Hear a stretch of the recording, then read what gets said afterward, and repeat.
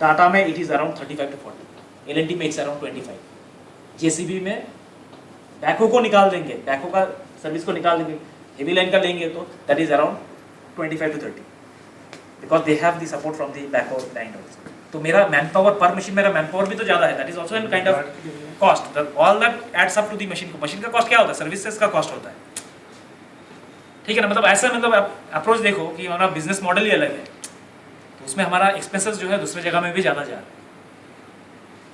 ठीक है। चलो coming back to the subject again, हमने जो रेगुलेटर के बारे में बोला था, ये रेगुलेटर का काम क्या है, इसका काम क्यों है, इसका इससे क्या लेना, ये पंप का फ्लो इसमें आता है, इसमें से ही जाता है, इसका काम क्या है, कंट्रोल। क्या चीज़ कंट्रोल करता है सर? फ्लो और दूसरा टॉर्क। टॉर्क मतलब जब हाई प्रेशर में जब डिगिंग हो रहा है तब कितना, उस हाई प्रेशर में अगर फ्लो ड्रॉप हो गया तो मज़ा नहीं आएगा, स्लो हो जाएगा। बट हाई प्रेशर में डिगिंग हो रहा है उस टाइम पे अगर बैकअप प्रेशर में देता हूँ तो डिगिंग बहुत, कटिंग बहुत आसान होता है। तो हाई डिगिंग फोर्सेस को सपोर्ट करने के लिए हाई टॉर्क अगर पंप देता है, या मतलब देगा कहाँ से, लेगा अल्टीमेटली इंजन से, वो टॉर्क को डिफाइन करता ही है। मतलब इसको दोनों चीज़ देखना पड़ता है, कटिंग भी अच्छा हो, इंजन बंद भी ना पड़े। तो उसको फर्दर रेगुलेट करने के लिए हमारा पास सिग्नल आता है, उसमें से कुछ एक्स्ट्रा पाइप्स, आपको ये पोर्ट दिखाई दे रहा है, मशीन में जाओगे तो यहाँ पाइप होगा, यहाँ पाइप होगा, यहाँ पाइप होगा एक, और यहाँ पर एक पाइप होगा, देखो यहाँ पर भी एक पाइप होता है, मशीन में दिखा देंगे, यहाँ पर वो नहीं है, यहाँ 2 पाइप होता है, यहाँ पर 2 पाइप। इसको छोड़ के रेगुलेटर में भी यहाँ पर भी सोलनॉइड आता है, तो यहाँ से पाइप जो आता है देने वाला 35 kg का है, पर अंदर ही अंदर जो जाता है वो 8 से 12 होता है। 8 से 12 कैसे हम उसको कम करते हैं, वो इलेक्ट्रिकल सप्लाई सोलनॉइड को देते हैं, इसलिए वो कम होता है, राइट। बट ये क्या होता है ना, कभी कभी इसका बहुत खास काम है, कभी कभी फिल्टर चोक हो गया, डीजल लाइन चोक हो गया, तो हमने ये भी देखा, तो ये इतना चेक पॉइंट्स हमने सुबह निकाला कि लीवर देते इंजन बंद होने लगता है। तो दूसरी बात है, यहाँ पर अगर कोई भी मोड में हम मशीन चला रहे हैं, मोड मतलब मालूम है, एस मोड, एच मोड रहता है मशीन में, कोई भी मशीन में मोड में मैं मशीन चला रहा हूँ, उस टाइम पे अगर लीवर देते ही मेरा आरपीएम अगर ड्रॉप होता है, बोलने का मतलब है कितना होना चाहिए एक वर्किंग आरपीएम, 1600-1700, ठीक है 1700 मान लो। अगर मेरा टारगेट आरपीएम कितना है 1650 या 1700 मान लो, 1700, तो मेरा सेफ आरपीएम कितना होता है 1500। मतलब इलेक्ट्रॉनिक को ऐसे बोला है, तुम स्पीड सेंसर से सेंस करो, अगर किसी भी खुदा ना खास्ता आरपीएम अगर ड्रॉप करके 1750 से लेके अगर ये 1550 तक का रेंज में जा रहा है नज़दीक में, तो इमीडिएटली करंट सप्लाई कंट्रोलर या इसको ज़्यादा दे देता है, ज़्यादा करंट दे देता है, तब वो 8 से 12 नहीं रहेगा, ये 35 हो जाएगा। सिग्नल आते ही ये प्रेशर बढ़ जाता है, और हाई सिग्नल पंप में जाएगा तो रेगुलेटर बोलेगा टॉर्क घटाओ, इंजन को फ्री करो। टॉर्क घटाना मतलब इंजन को फ्री करना, इंजन फ्री करेगा तो फिर आरपीएम जो दब रहा था वो सर्वाइव करेगा, मतलब इट विल बाउंस बैक। दूसरे मशीन में क्या लोड ज़्यादा होने से दब के बंद होता है, बट इसमें क्या दबते दबते फिर क्या होता है, हाइड्रोलिक का लोड कम होकर फिर इंजन का स्पीड को बढ़ा देता है। ये इलेक्ट्रॉनिक्स का फायदा है। आपने देखे होंगे ना, ये लगा देने के बाद लोड देने से बंद नहीं पड़ता है, बट ये खोल देने से, लोड देने से काला धुआं आता है, बट फिर भी लोड देंगे तो शायद बंद होने का एक टेंडेंसी भी है, आरपीएम ड्रॉप ज़्यादा होता है। बट ये लगाते ही क्यों आरपीएम ड्रॉप नहीं होता है, अगर सेंस होता है कि आरपीएम ड्रॉप हो रहा है, वो सीपीयू अपने आप सेंस करेगा, कंट्रोलर अपने आप सेंस करके सिग्नल देके उसको बोलेगा चलो कम करो ड्रॉप। ये होती है, राइट।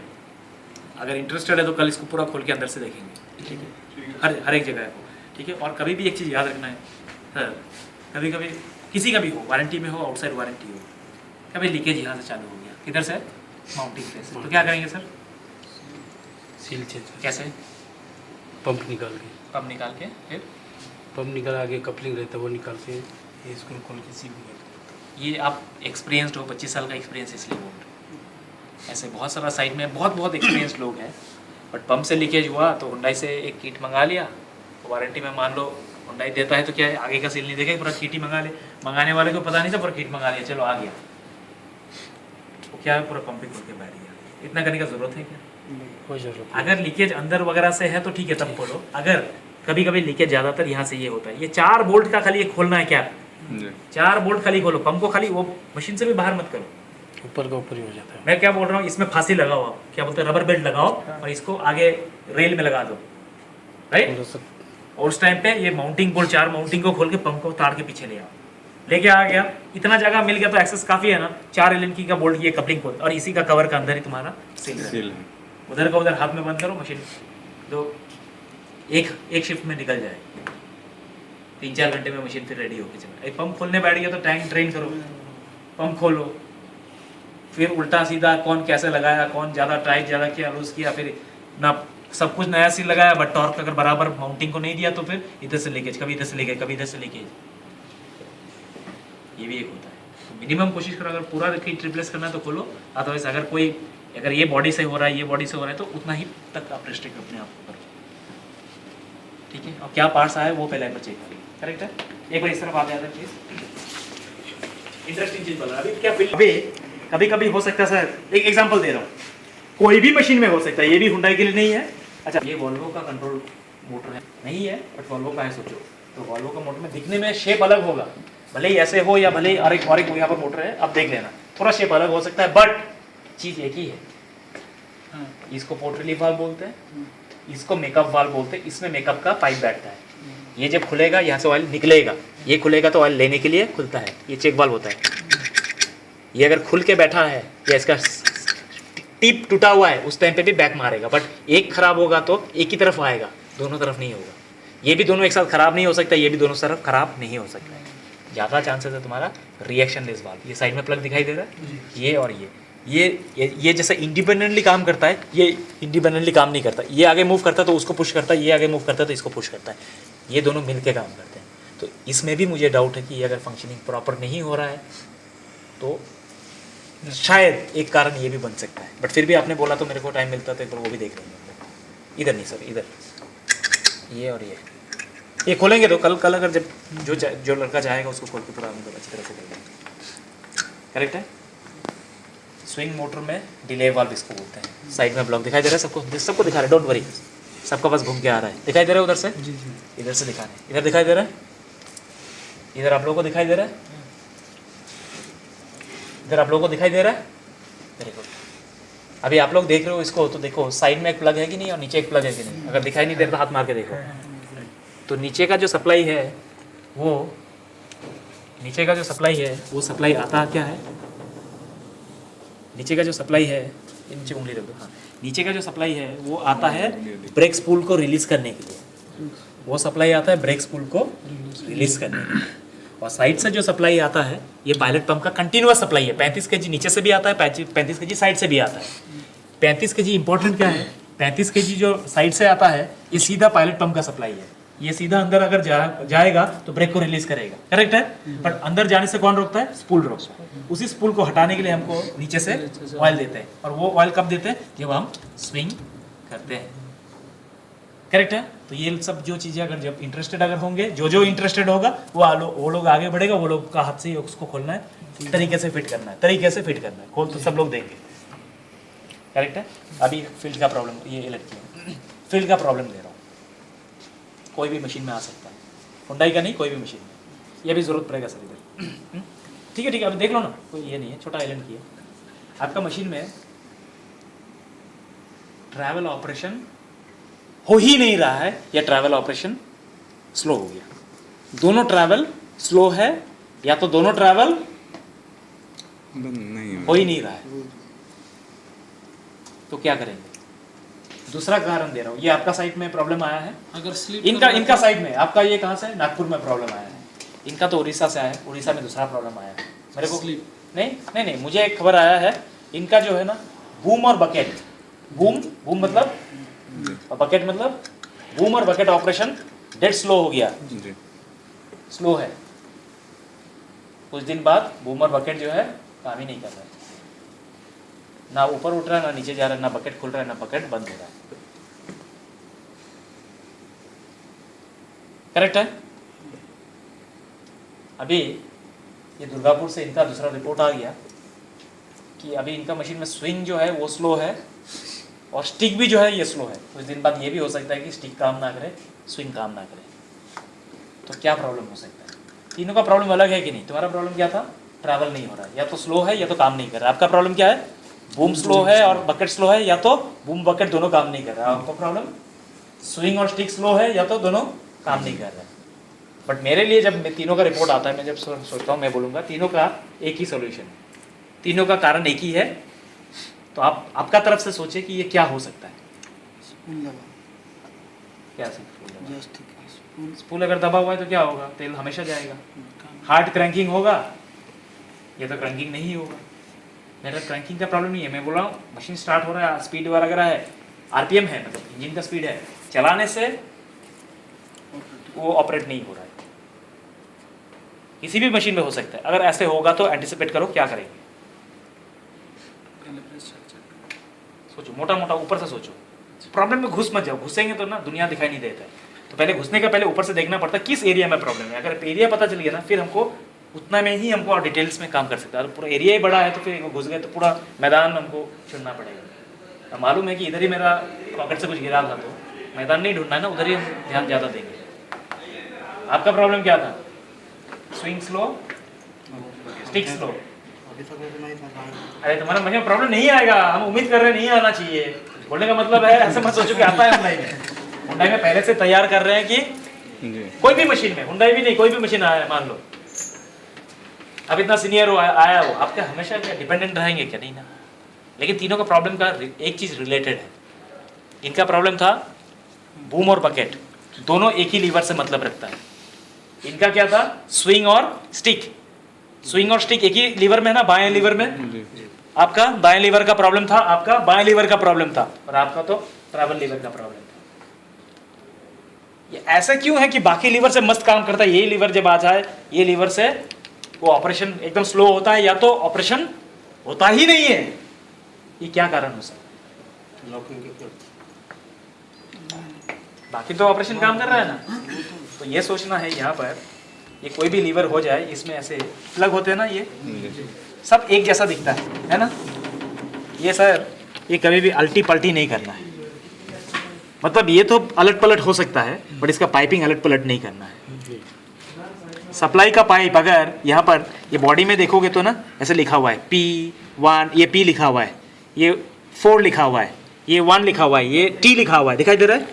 यहाँ पर अलग अलग नंबर्स 2 लिखा हुआ है, ये 3 लिखा हुआ है, दिखाई दे रहा है। तो 6 पॉइंट्स है, एक T एक P।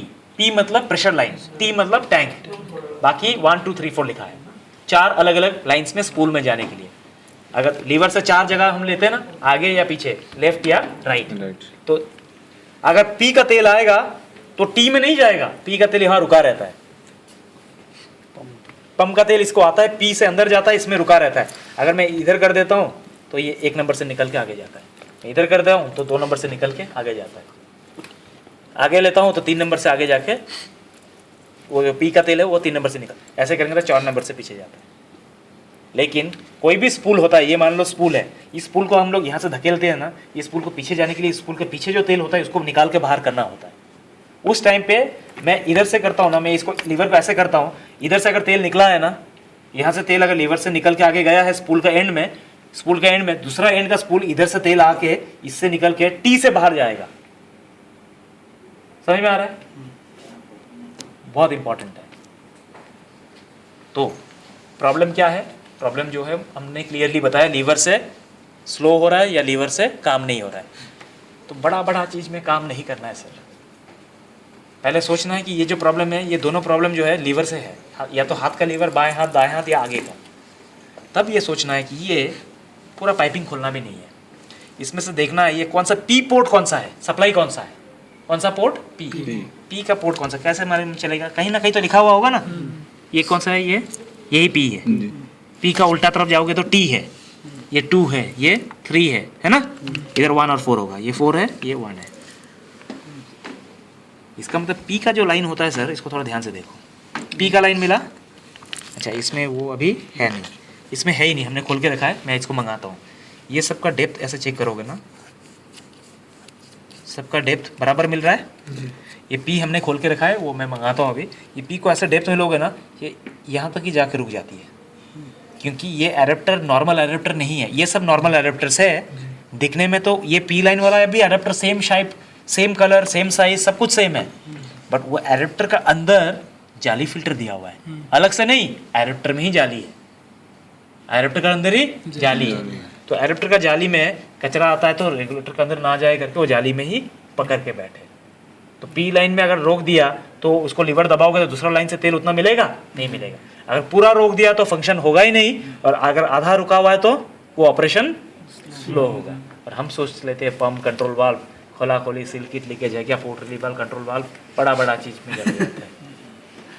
हो सकता है मैं लीवर देने से स्लो हो रहा है, या लीवर देने से काम नहीं कर रहा है, या लीवर देने से कोई भी, अगर इस ये यहाँ पर प्रॉब्लम आएगा तो वो लीवर का टोटल परफॉर्मेंस चारों दिशा में एक ही रहेगा, या तो स्लो या तो नहीं हो रहा है। तो पहले ये सोचना है कि शायद ये लीवर से उतना प्रेशर आगे तक नहीं जा रहा है, यहाँ तक तो प्रेशर आ रहा है, उसको डाउट नहीं करना है, बिकॉज इसको प्रेशर आने वाला दूसरा लीवर को भी जाता है।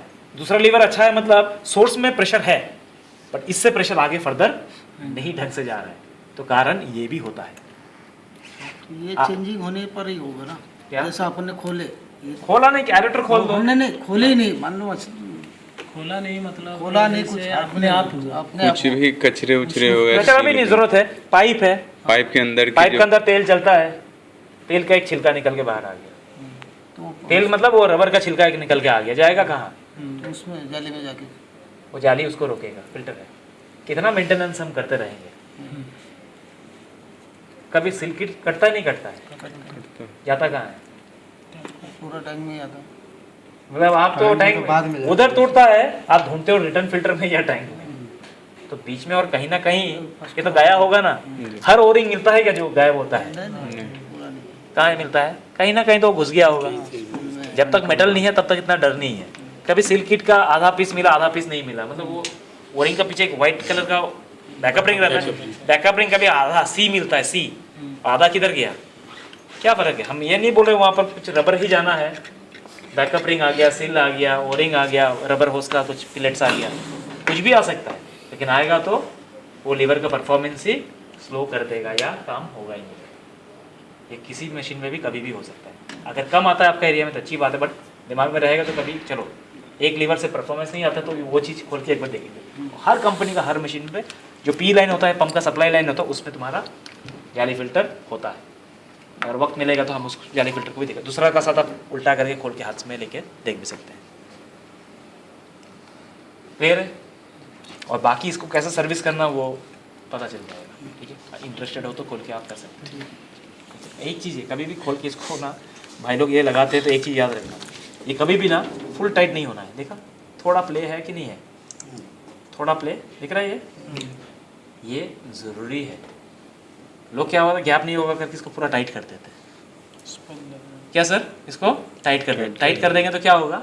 दब जाएगा। ये एक स्पूल के दबा के रखेगा, ये यहाँ पर दबा मतलब वजह से तेल भी निकला, तेल निकलेगा, स्पूल पायलट हो जाएगा, स्टार्ट करेगा, हार्ड स्टार्टिंग होगा। ज़्यादा दब गया तो हार्ड स्टार्टिंग होगा, अगर कम दबा है तो स्टार्टिंग भी हो जाएगा, बट स्टार्टिंग होने के बाद देखोगे अरे क्या हो गया, कैबिन में कोई है नहीं, लेकिन अपने आप सेफ्टी लीवर उठाया और अपने आप मशीन जो भी चीज़ दबा वो घूम उठ रहा है। तो पहले तो चाबी बंद करेगा, बोलेगा पंडित जी को बोला था। बॉल जॉइंट का पिन से भी स्लो ऑपरेटिंग आ रही है।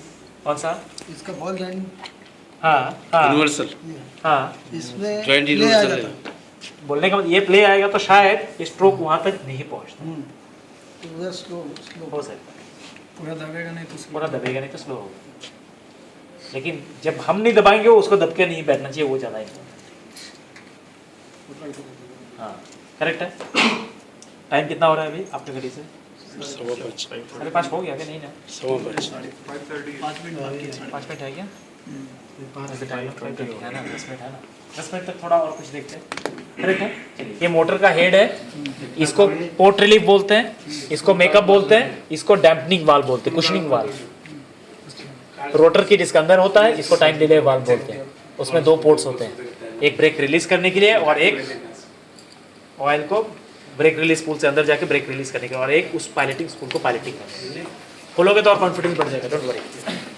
इधर आ जाए। 10 मिनट में हम ज़्यादा नहीं कर सकते, बट 10 मिनट में जितना होगा उतना आपसे सुनेंगे। लोग ये मशीन नहीं लेना चाहते। हाँ 500 नहीं करते तो उसमें टाइम स्पेंड नहीं करेंगे।